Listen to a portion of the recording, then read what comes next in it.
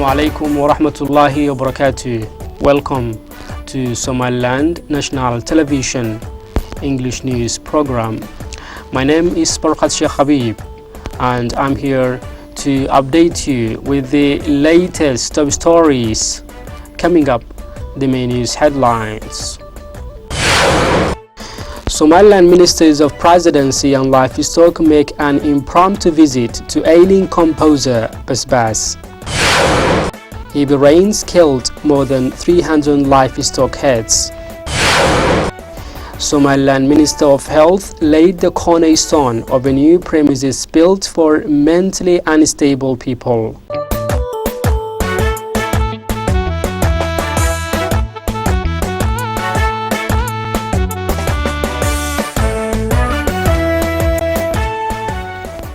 Welcome back, and now for the main news in detail. Somaliland Ministers of Presidency and Livestock have on Thursday made an impromptu visit to ailing composer Ismail Haji Abdi, known as Basbas, at Hargeisa Group Hospital. What are you Haji Basbas? بل تكورن لا تكورن سيداتها خير عفمتك شدوية والله طيب ما شاء الله.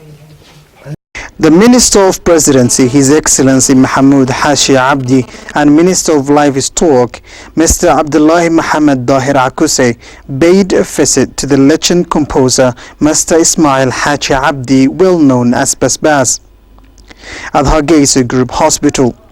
The composer, who has played a significant role in the Somali poetry and literacy, has been admitted to this hospital for some time.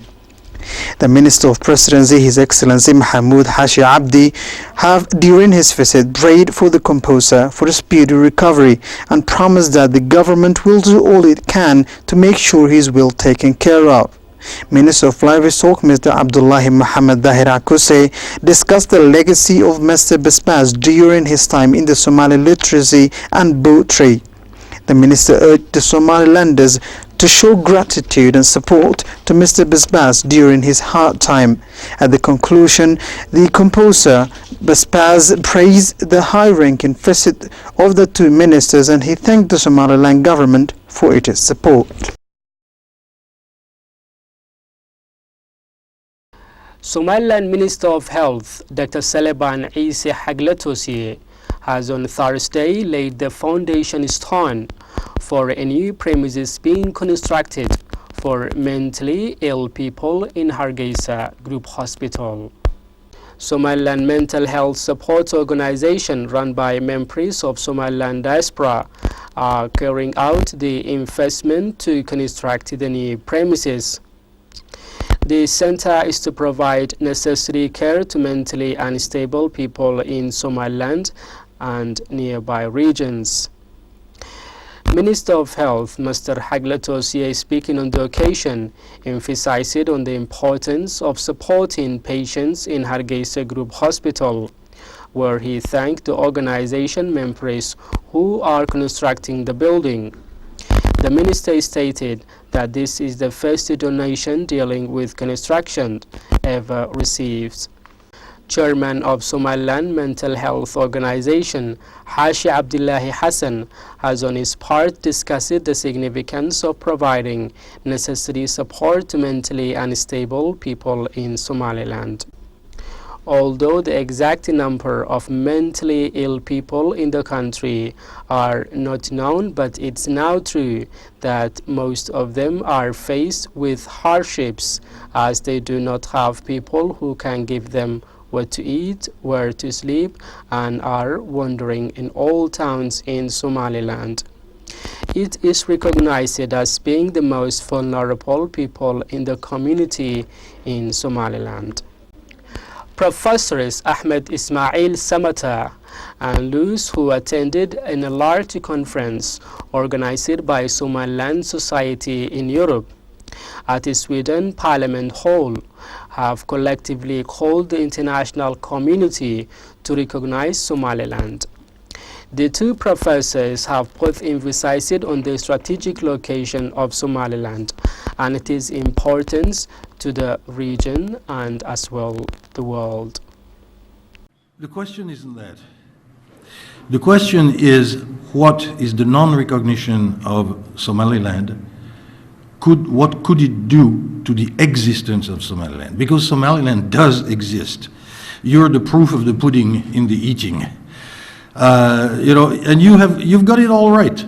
It started during the war, and now that I'm working back on all the situation of the war, what you did or didn't do with the Somali National Army prisoners.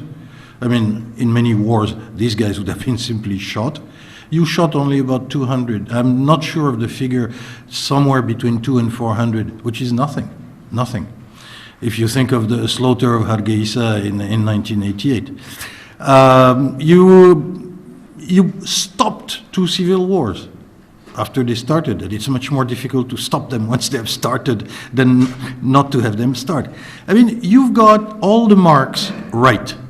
So what I'm trying to say to the Swedish people, this is not about hating anybody. This is really about basic justice and what the people of Somaliland deserve now. So just listen to us and then find the facts for yourself. Listen to Professor Pronier. He's fair-minded, he knows the area, and he will tell you the truth. Okay? Just listen to that. Second thing I want to say as a conclusion is without vigorous international support and admission to the world community of nations, I have no doubt that Somaliland's demonstrated gains in the pivotal areas of stability, democracy, constitutional order, all of those will be highly threatened. No society can live without the rest of the world.